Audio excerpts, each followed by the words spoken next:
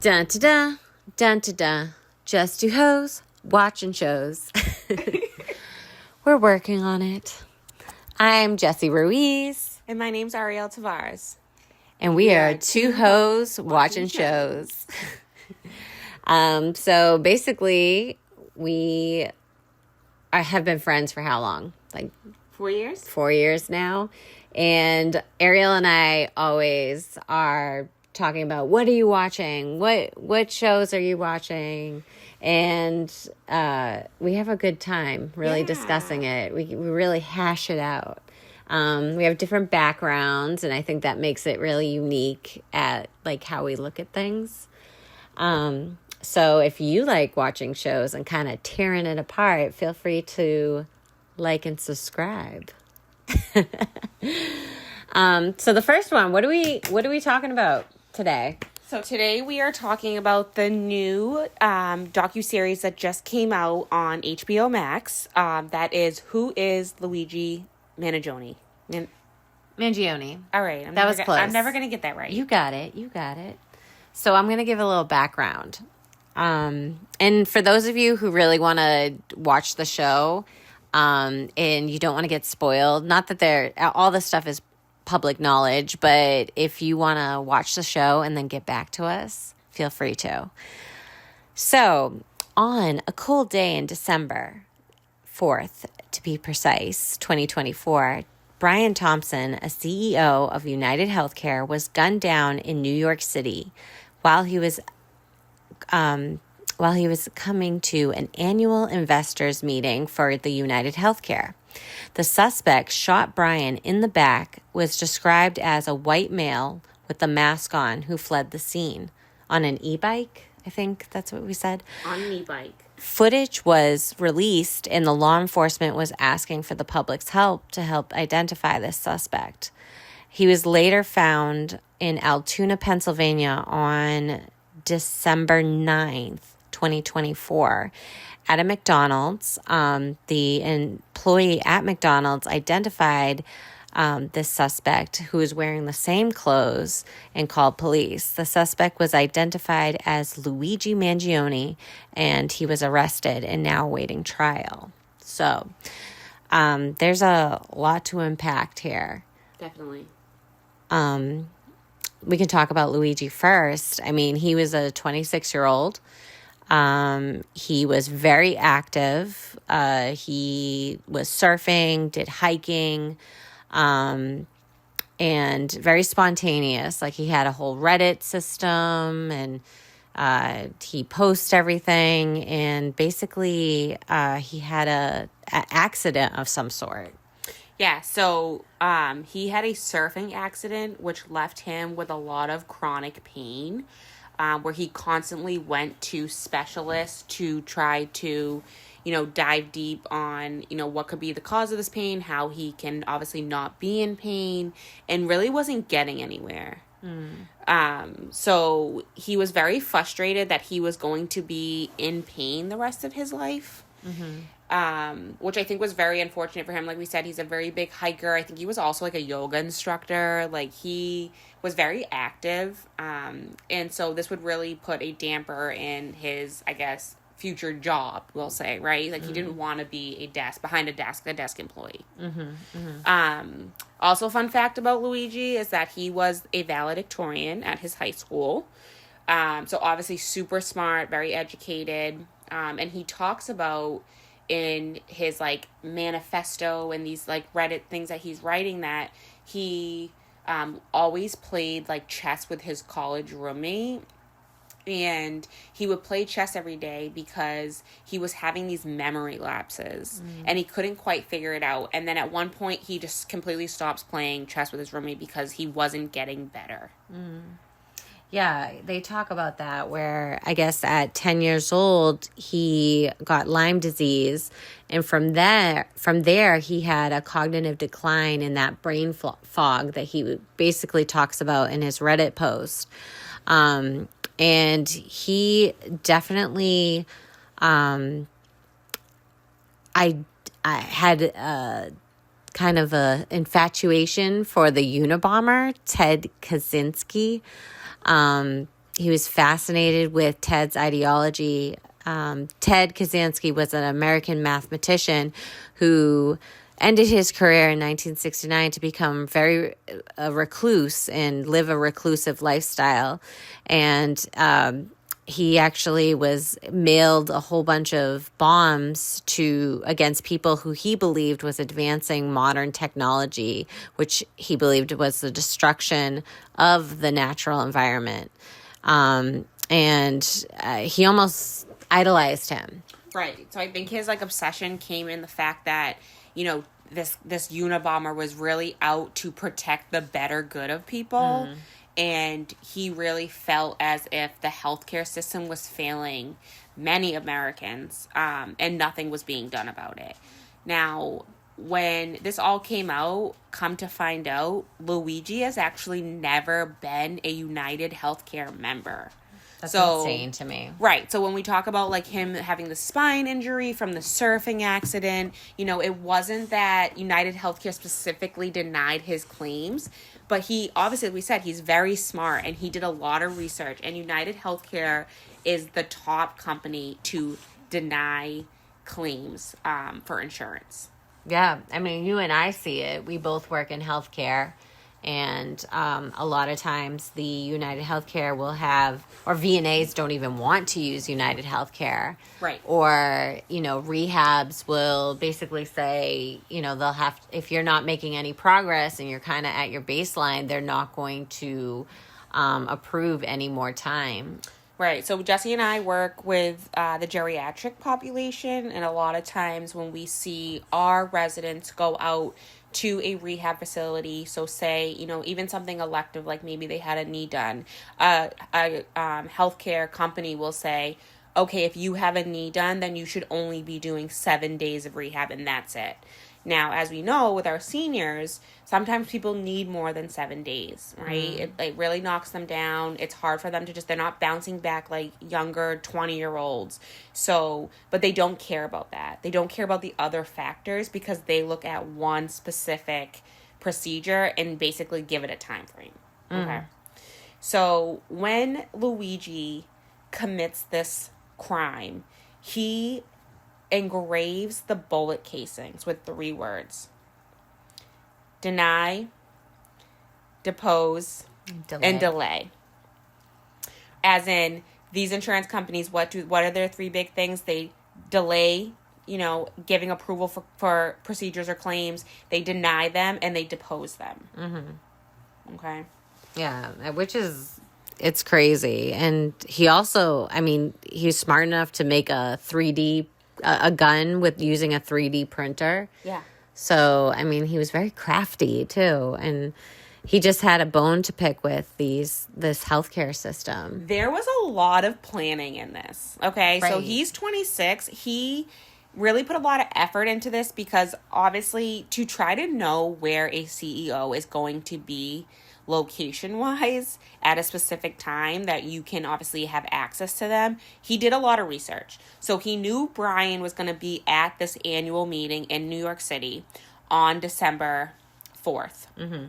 He goes to New York City on November 24th.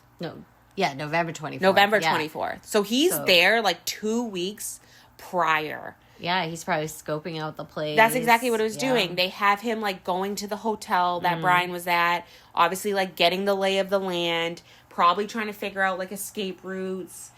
He was really setting up shop with this master plan of what he was going to do. Yeah, definitely. And he put a lot of thought into it. And just his Reddit posts and stuff, it was just almost crazy talk. He kind of just spun out of control. And another thing that he was kind of his family hadn't heard from him. Yeah, so his family were saying that he was estranged from them 6 months prior to this incident happening. Yeah, that's a long time. That's a long time, and I'm sorry, Jess, you're a mom, but at 26 years old, I still feel like you check in with your family often. You're still somewhat a kid. I would be one of his subscribers to his Reddit posts. If my son was spiraling, I would know about it. I guarantee you that. But not everybody's like that. So, yeah.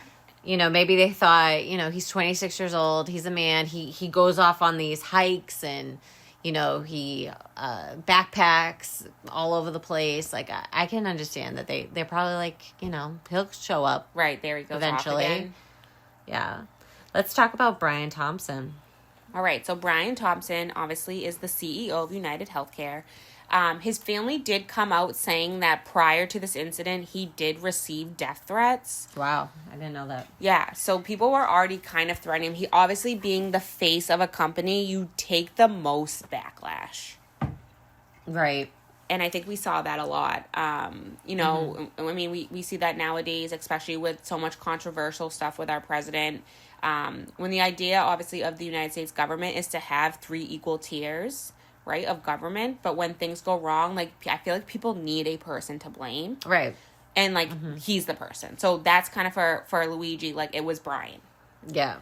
I mean, he's definitely, so in this documentary, they interview, like, his wife and, family members, and he was a good husband, he was a good father, he was well-spoken, he was also valedictorian, and basically climbed the corporate ladder. He's just a Joe Schmo that was really good at what he did, and generally a good guy, but Brian made a lot of these policies, and the policies to deny claims and delay and depose, so a lot of people look at Luigi as a hero, and, it blew up. Like, he's idolized, he's very good looking, he's a very handsome guy, and, people are thanking him and almost worshiping him. It's very odd to me. Whereas Brian is demonized, and you said he was like a meme. He's just like, who cares? It's a person that just got gunned down. But you know what? He was the CEO of United Healthcare. It's just to me, it's just a weird time to be alive. Yeah, and like with this Max episode, I feel like they did do a good job of, like, describing both sides, right? Because Brian was he was blamed for his own death. There was so many supporters for Luigi. Like, when this story was released and he was arrested, within, like, 3 hours, there was a GoFundMe created, and he had, like, $300,000 for his defense. So, like, people were, like, very rallying behind him. And, I mean, we can't say how many lives were probably lost due to United Healthcare policies. Right? We don't know that. So one man went down, and I do feel like it is sad because, okay, so we said this already before, but one did not even have United Healthcare. So it didn't happen to him specifically. Yeah. But also, he was, like, obsessed with this man that he never knew, never met, right? Never had any words with, because Brian was shot in the back. Mind you, 6:46 a.m. So this man wakes up, is going to go to this annual conference with these stockholders who obviously have investments in the company. They have a lot to say too. Right. And the policies that are created. And he's just going into this hotel, and he's just shot dead in the back. No explanation. Right. And, like, my mom always used to say, like, the biggest skyscrapers in a city are insurance companies. Like, those are the big, that's just the big wigs. And, as the CEO, you make policies that affect people's lives. You know, this is, we just talked about, like, the Blue Cross Blue Shield, how they had a policy about the anesthesia. Yeah, so in the beginning of 2024, in January, Blue Cross changed their policy on how they would be paying for anesthesia. So basically, in the sense that they were going to pay for anesthesia up to a certain time limit, and it would be based off, obviously, the procedure being done. When this happened, people were, like, in an outrage about it, because obviously there can be complications with surgery. Things can take longer. So it really puts surgeons in a weird predicament of the claim or for the anesthesia getting denied for coverage would happen if they didn't perform in a certain time, right? Which doesn't seem safe. And I think a big piece of that was, okay, you're having surgery and you've met your quota quote unquote, of your anesthesia, what's the rest of it's going to be coming out of the pocket? Like the surgeon is not going to just stop surgery. Right. You know, they're going to administer the anesthesia, but you're probably going to pay thousands and thousands of dollars for it. Exactly. And after Brian was killed, the next day, Blue Cross reversed that policy. So one of the big questions that I have highlighted is, did this make any difference? Like, you know, was this all for show, or, you know, someone's life was lost, and I don't know if it's made a difference.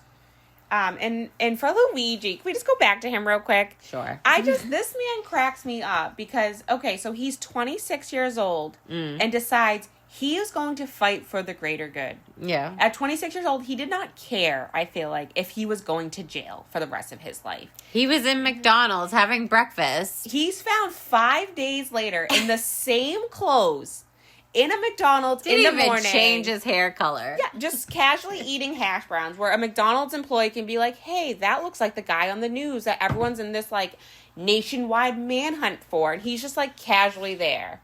Like, that's crazy to me. He got away on an e-bike. I just feel like he was like, you know what? I'm going to do this. And he says that in his manifesto.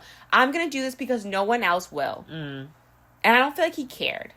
He's now getting charged as what was the charges? Yeah, so 20 criminal counts, 11 counts including terrorism offense, 40 counts including the death penalty, being eligible for the death penalty charge, and 5 counts including gun possession and a fake ID.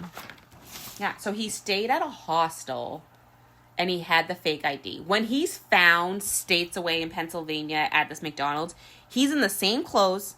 He still has the gun on him, and he still has the fake New Jersey ID that he used at the hostel. So it was very easy. Not only did he look like the suspect, he had everything on him that proved he was. Yeah, and I do feel like it almost brings you back to, like, the whole Unabomber. You know, that man, Ted, he believed he was doing the things for the greater good. You know, it boils down to, like, your mental health, right? And kind of the whole brain fog and the cognitive decline. It just seems like those were kind of cries for help. And, you know. And I wonder if his parents, obviously, like, they had not heard from him in, like, 6 months prior to this. Like, were there any concerns of, like, we need to get him help, right? And I think in his mind, like, and I feel like that's kind of not every, like, crazy killer like this, but, like, in his mind, he thought, I'm doing something, like, great for the people. But, like, when you, and that's, like, the crazy thing about the public, too, because they can just give us so much information. Like, when this all went down and they identified him, the public was like, here's his Reddit post, here's his Twitter post, and it, like, just, like, brought you to, like, understand where his brain was at, which was derived. Right.